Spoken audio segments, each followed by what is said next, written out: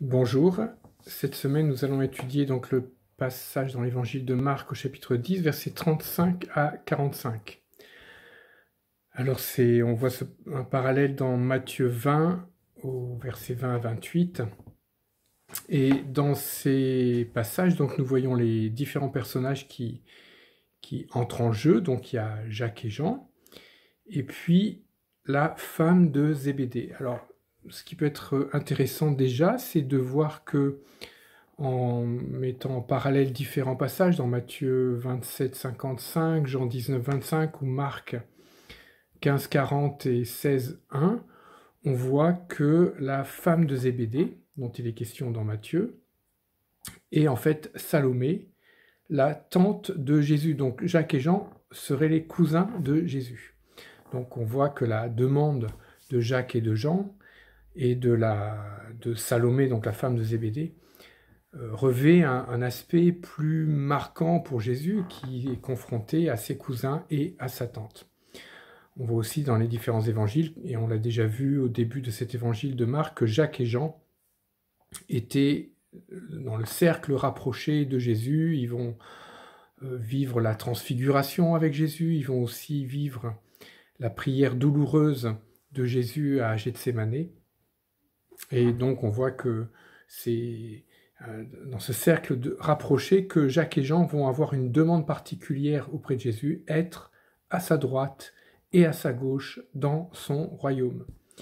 Un petit point d'ailleurs à noter, est-ce ironique ou est-ce conséquent de cette demande?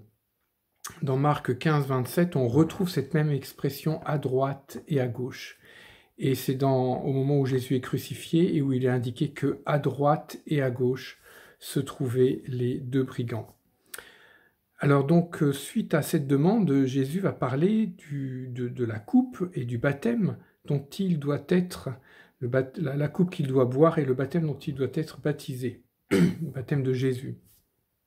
Et effectivement, Jésus s'est identifié à nous, et de deux façons différentes. D'une part, par le baptême d'eau, baptême de repentance, baptême dont Jésus n'avait pas besoin, mais il s'identifiait à nous, êtres humains. Et cette première identification, finalement, était une préfiguration de l'identification finale, qui était le baptême de Jésus, dont il parle là, le baptême dans la mort, le baptême de douleur, le baptême de souffrance qui aboutit à la mort. Et Jésus va s'identifier encore aux êtres humains jusqu'à ce baptême de la mort, jusqu'à la mort. Et la coupe, c'est la coupe du jugement, hein, on le voit beaucoup dans l'Apocalypse. Jésus est condamné à la place des pécheurs. Il boit la coupe de la colère de Dieu qui va donc s'abattre, cette colère, sur Jésus à notre place. Jésus, saint, qui vit en Dieu, va être finalement submergé par la souffrance, par le péché, par les ténèbres du jugement et de la condamnation à mort.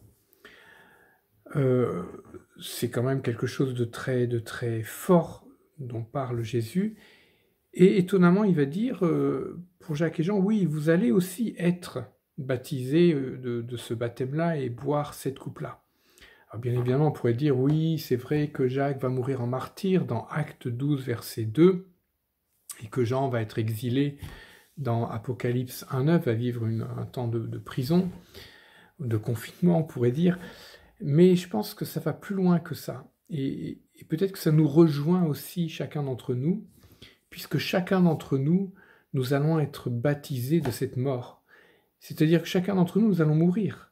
Nous allons vivre cette immersion de la mort, des ténèbres, combien même nous serions chrétiens. Bien évidemment, nous savons que Jésus, ayant subi cela à notre place, il nous a déjà ressuscités en lui. Nous avons déjà la vie éternelle, nous sommes déjà dans cette nouvelle optique du royaume de Dieu. Et donc au verset 43 et 44 arrive la leçon de Jésus, hein, qui indique les paradoxes du royaume de Dieu. Et ça, c'est vraiment absolument génial. Si tu veux être grand dans le royaume de Dieu, sois le serviteur. Si tu veux être le premier, eh bien, sois l'esclave. C'est pas comme dans ce monde où les grands vont asservir, vont tyranniser les petits et les plus faibles. Dans le royaume de Dieu, les valeurs sont inversées. Si tu veux être grand, sois serviteur. Si tu veux être premier, sois esclave. Et Jésus a été l'exemple par excellence. Il est venu, lui qui était le roi des rois, le Seigneur des seigneurs, Dieu comme Dieu lui-même, eh bien il est venu pour servir. Il est venu même jusqu'à payer la rançon, verset 45, payer la rançon pour nous. Il n'a pas payé la rançon ni à Dieu ni au diable, mais il a payé la conséquence de nos fautes. La conséquence de nos fautes pour nous faire échapper à la puissance du péché et à la mort. Lui-même a pris sur lui, lui-même s'est identifié à nous pour briser la puissance du péché et briser la puissance de la mort. Dans Ésaïe 41, verset 14, il est parlé de Jésus comme étant le sauveur, celui qui nous sauve du péché et de la mort. Alors voilà un petit peu ce qu'on peut dire de ce passage, mais quand nous allons l'aborder, nous aurons sûrement d'autres points à voir ensemble. Alors, soyez bénis dans cette étude biblique et pour ce temps de prière. À bientôt.